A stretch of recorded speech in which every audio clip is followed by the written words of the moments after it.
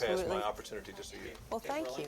Toronto was really fun, though. Was You it? I missed, love yeah. Toronto. Well, That's one of my favorite cities anyway. the audience is just They so got it? receptive and warm and just kind of overwhelming. Okay. Kim, do you ever think you were born too late? You know, that you maybe should have been a Veronica Lake type person? Not that anything's wrong with you now, of course, but that really fits you, that time period, the natural and this. Yeah, I love the 40s and 50s period of time. I love filmmaking and movie stardom and all the magic and the mystique of that era. But, you know, someone else asked me this too. Would you have preferred to live in that era? And to be really honest, I think, although I'm sure they had their problems, and I'm sure it really hasn't changed that much. So I'll sort of keep where I am. I think I'm meant to live now. They didn't have a lot of air conditioning, so I couldn't have gone back there. There you go. Air conditioning's a good thing. Air conditioning's a great thing. Especially in the South with the thing. humidity. If you had to be, I was looking at your whole list of characters, all the ones you played. If you really had to be one of those ladies through some Star Trek episode or something, you really had to become one, which one would you most likely could you live with if you had to be that lady? Of all the ones you've ever played.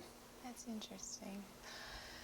If I can think back on all of them, I'll tell you a really fun one that I thought was a real good-hearted, wonderful girl, was Nadine. You know Nadine?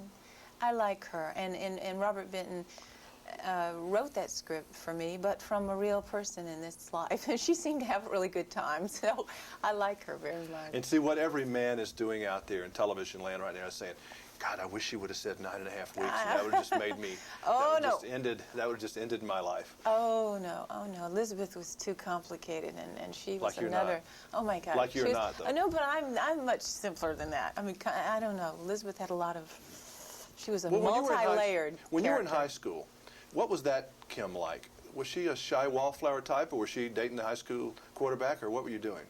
Were you outgoing? I was, no, I was extremely, extremely shy, and I actually found it very difficult to even be called on. I mean, I had trouble with this all my life, being called on to stand up and read out loud. I mean, it's a natural thing a student does, actually.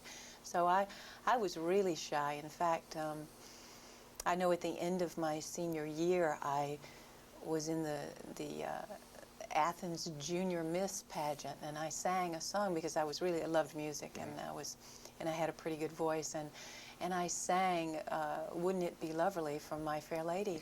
And I remember it was in the school auditorium, the pageant was held, and I finished this song. Thank God I got through it. And I'd really done a wonderful job. And on a bet from my father bet me that I would still be alive at the end of the performance, that I would not die, because I was so scared to death to get out there and do that. And I remember when I finished the song, this is what happened. People were like, oh.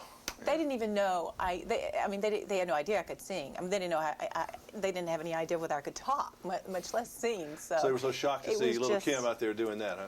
That's exactly So where'd you right. get this confidence from that allows you to be where you are today? Somewhere, someone must have gotten it. You must have gotten a divine intervention or something that said, okay, I can go out to Hollywood, I can go to New York, I can do anything. Well, I think I have some of that faith and determination that it takes to see your dream sort of come true, tenacity, whatever you want to call it. But at the same time, it's been a struggle for me. It's been an incredible struggle for me, because we all are, you know, this world, we all have our insecurities and our fears, and mine were very extreme at times, and especially to choose a profession like this, where I don't even like to look at myself on film. Has being a mom actually increased your confidence and changed you? Oh, it certainly has brought much clarity into my life, and it has freed me so much, and it's made me see how all of these little fears, it's minimalized them. It's made them really go away. I mean, they just don't exist anymore, because you just don't have time for that focus anymore, that focus on yourself so much. Now, I have a huge responsibility, and I'm so in love. And you find, and really though, even though you thought you were in love before the baby, you don't really know what love is until you have a child. Oh, it's unbelievable what that does to you. It's like a whole new thing. It's beyond. It's motherhood. It's the best role I'll ever play. It's the greatest thing I've ever done. It's the greatest thing I'll ever do, no matter what accomplishments come from here on. I'm so in love with her. Both Alec and myself are so in love with her. We're sort of dizzy, you know, from the experience. It's good to see you so happy and you're doing great work. Thank you. It's good to see you again. Thank you very much. But wait till they get...